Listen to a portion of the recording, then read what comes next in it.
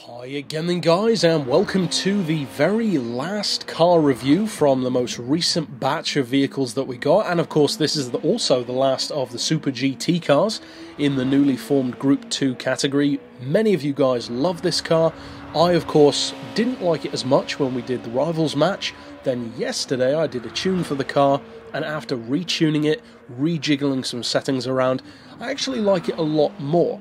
Now, I still don't like it as much as the other two, to completely lay my subjective cards on the table, but of course all of these reviews are as objective as possible, to put personal preference, at least for the most part, to one side, and then approach the car to see how many people it could benefit, of course, and in what ways.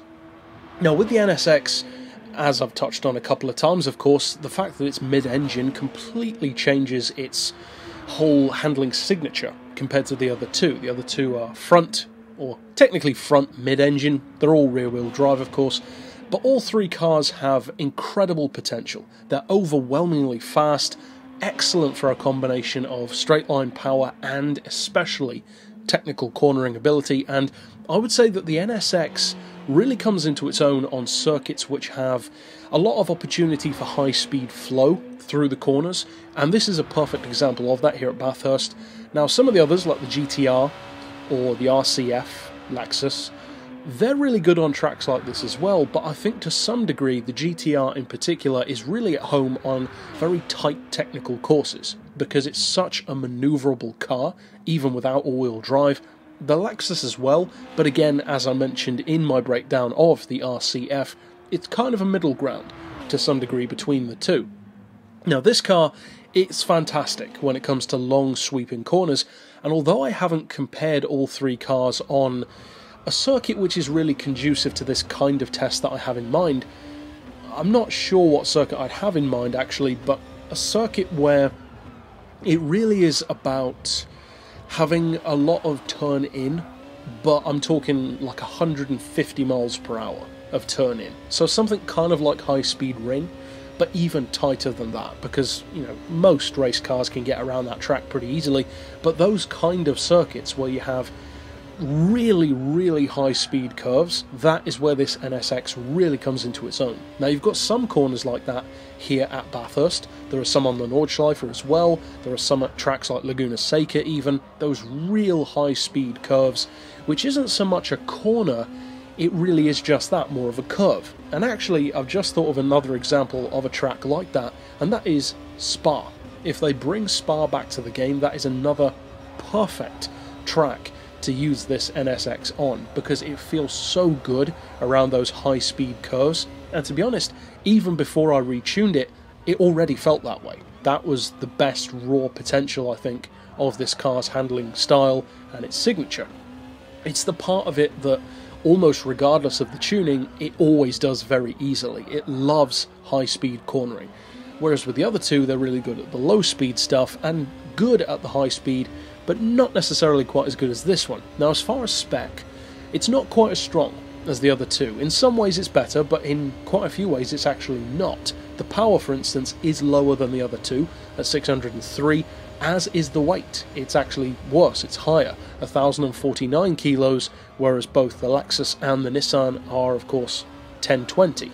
The horsepower per tonne is a lot lower, 575, to the other cars 600 and 602, so a pretty big difference there.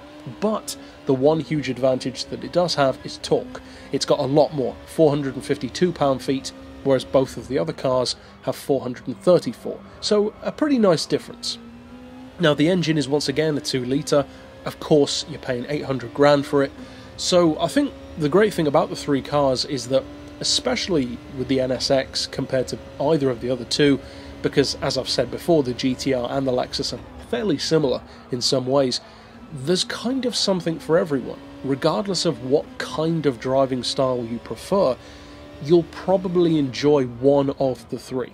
And that's the great thing about the three that they chose to add to the game. And of course, they chose for licensing reasons, for current FIA reasons, but even apart from all of that, they're just three good choices of Super GT car, because of course you could go for some older ones like the Supras or the Skylines, and although that wouldn't fit in with the current racing regulations, they have added, of course, some other older stuff, the XJ13, the Ferrari P4, so it's not unprecedented for them to add older race cars, and I hope that they still do. It would be nice, for instance, to take, for instance, a yellow hat Supra up against these cars.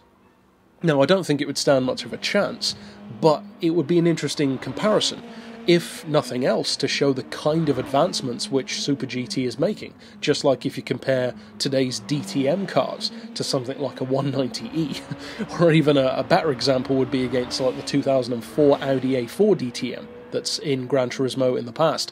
So this is the kind of car which I think is definitely less forgiving for beginners, or even just less experienced drivers in general, or even if you are more experienced.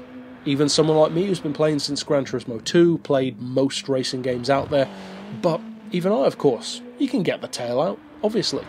You can pretty much do that with most race cars if you push it hard enough, but with the right tuning, with the right track choice especially, and of course with the right driver, you can really squeeze some amazing potential out of the NSX, and although it's still not my personal favourite of the three, I do see why people love it so much, for sure. And I will say that with this NSX, I found that the handling is actually a lot more responsive to tuning than the older Super GT NSXs were in the traditional shape on, for instance, Gran Turismo 6, where you had all the different liveries, you had the stealth model, as I said, of the traditional iconic shape NSX. This one, it's a different animal. It's similar in some ways, but it really is a different animal overall. So it's definitely worth checking out. If you haven't picked this one up, but maybe have one of the other two, I would urge you to try this one. It takes a little bit more getting used to, especially if you prefer front-engine cars, as I myself usually do.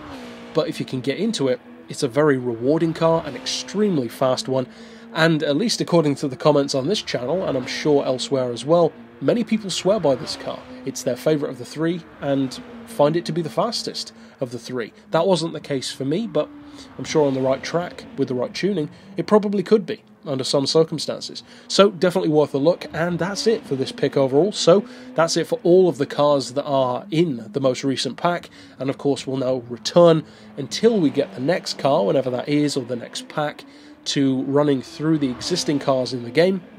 There is still plenty that we haven't looked at, and of course tuning, rivals matches, all the kind of usual good stuff. But for now, as always, thanks for watching.